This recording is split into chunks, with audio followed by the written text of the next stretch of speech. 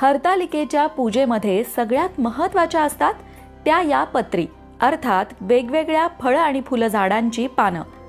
प्रत्येकी 11 पानं तुम्हाला प्रत्येक झाडाची घ्यायची आहेत.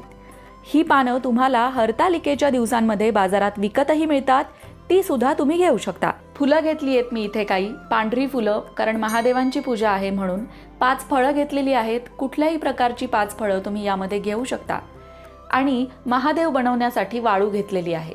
आता पूजा साहित्यामध्ये काय काय घेतलं ते बघूया. पूजा साहित्यामध्ये उदबत्ती घेतलेली आहे, दुर्वा घेतल्यात, विड्याची पानं.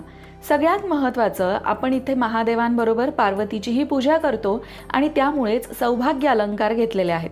अर्थात पीस आहे, बांगड्या आहेत, कंगवा आहे, आरसा आहे आणि इथे मणी मंगळसूत्र सुद्धा घेतलेलं आहे. हे मणी मंगळसूत्र तुम्ही पाहू शकता. तुम्हाला जे अलंकार पार्वती मातेला अर्पण करायचे असतील तुम्ही करू शकता. वस्त्रमाळ घेतलेली आहे. इथे मी महादेवांसाठी पांढरी वस्त्रमाळ, गणपती आणि पार्वती मातेसाठी रंगीत वस्त्रमाळ घेतली आहे. ओटीची पुडी घेतली आहे पार्वती मातेसाठी.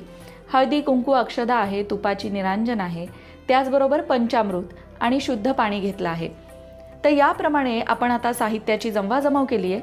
आता थोडंसं हरतालिकेच्या व्रताबद्दल मी तुम्हाला सांगते.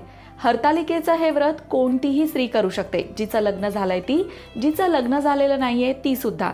पार्वती मातेने हे व्रत केलं होतं महादेव पती म्हणून मिळावेत म्हणून, आणि प्रत्येक स्त्री हे व्रत करते चांगला पती मिळावा यासाठी. आणि लग्न झालेल्या स्त्रिया सुद्धा हे व्रत करतात त्यांच्या पतीला उत्तम आयुष्य आणि आरोग्य लाभावं यासाठी.